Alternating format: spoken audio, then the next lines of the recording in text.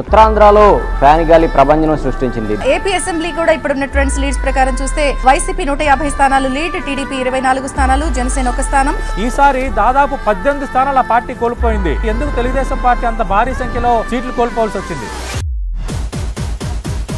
91,000 భారీ మెజారిటీతో జగన్ పులివెందులలో గెలుపొందారు. 2014 ఎన్నికల మెజారిటీ కంటే జగన్ ఈసారి తన కోర్ ని పెంచుకున్నారు. ఈసారి 91,000 భారీ మెజారిటీతో జగన్ గెలుపొందారు.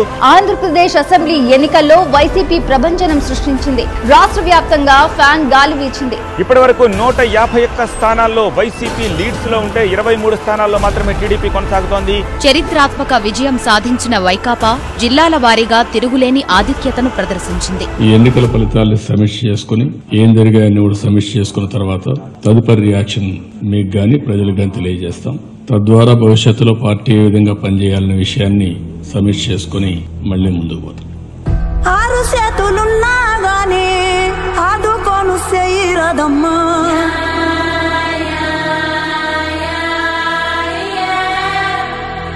గుక్క వెట్టి రందీలుంటే ఎడజడ కానరావమ్మా,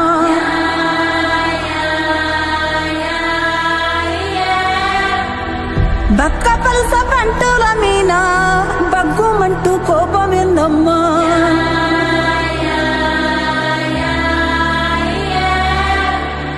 రెప్పలెత్తి మొక్కుదామన్నా సత్తు ఇంకలేనే లేదమ్మా,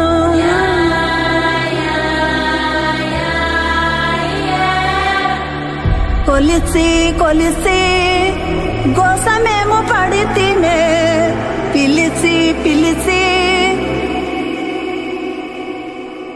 ఎడిసి పెడితేనే.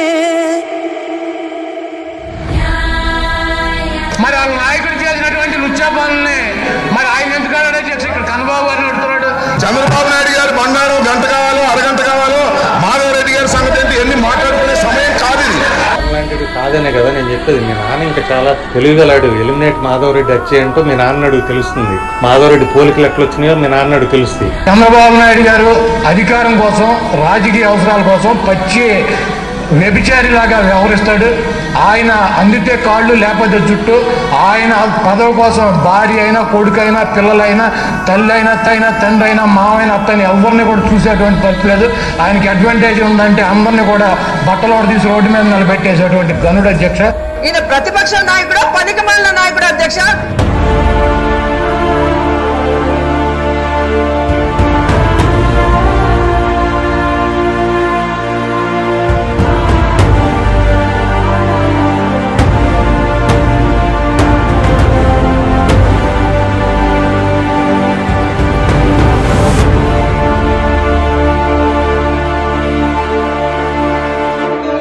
గౌరవ సభ కాదు. ఇలాంటి గౌరవ సభలో నేను ఉన్నానని మరొకసారి విజ్ఞప్తి చేస్తూ మీకు నమస్కారం. ముఖ్యమంత్రి ఈ హౌస్ కోస్తాను తప్ప అదర్వైజ్ నాకు రాజకీయాల అవసరం లేదు.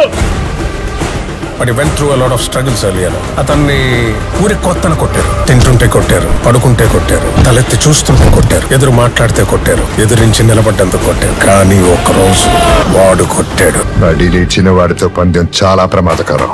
ఈ రోజు మనందరి పైన ఒక పవిత్రమైన బాధ్యత ఉంది. వైఎస్ఆర్ కాంగ్రెస్ పార్టీని చిత్తుగా ఓడించి సైకో నుంచి రాష్ట్రాన్ని విముక్తి చేయాలి. సిద్ధమా తమ్ముళ్ళు? మిమ్మల్ని అడుగుతున్నా.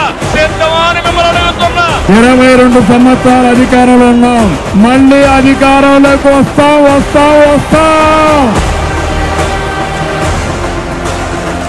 ఆంధ్రప్రదేశ్ లో తెలుగుదేశం కూటమి అఖండ విజయం దిశగా దూసుకెళ్తోంది. మొత్తం 175 స్థానాలకు 90% పైగా సీట్లు కైవసం చేసుకునే దిశలో పరుగులు పెడుతోంది. ఇక ఆంధ్రప్రదేశ్ ఎన్నికల్లో తెలుగుదేశం, జనసేన, బీజేపీ కూటమి ఘన విజయం సాధించింది. మొత్తం కూడా కూటమికి పట్టం కట్టడం జరిగింది. సో క్లీన్ స్వీప్ చేసేశారు అని చెప్పొచ్చు మనం. పురుషులు, మహిళలు, యువత, అన్ని వర్గాలు, అన్ని ప్రాంతాలు ప్రజలంతా కథం తొక్కి మీట నొక్కి కూటమికి కనీవిని ఎరగని విజయం కట్టబెట్టారు. ఇది జనం సృష్టించిన ప్రభంజనం. 4 దశాబ్దాల టీడీపీ చరిత్రలోని కనీవిని ఎరుగని ఘన విజయం. ఇది విజయగాథ.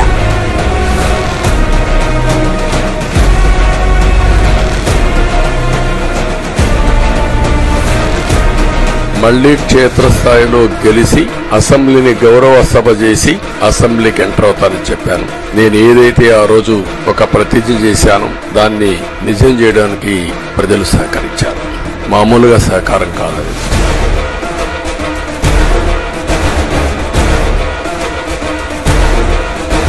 మీ ఎక్స్పెక్టేషన్స్ ప్రకారం పనిచేసి మీ రుణం తెచ్చుకుంటాం. ఏ విధంగా పనిచేయాలో పనిచేస్తాం. He is the pioneer in e-governance in the country. Chandrababu Naidu is a kingmaker. He's really perceived as the kingmaker. The senior left leader has said that you can be the future of this country. And he is also a man who has been written off many times.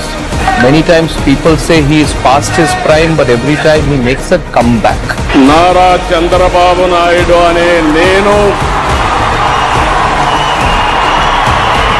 Andhra Pradesh రాష్ట్ర ముఖ్యమంత్రిగా నా కర్తవ్యాలను శ్రద్ధతో అంతఃకరణ శుద్ధితో నిర్వహిస్తానని దైవ సాక్షిగా ప్రమాణం చేస్తున్నాను.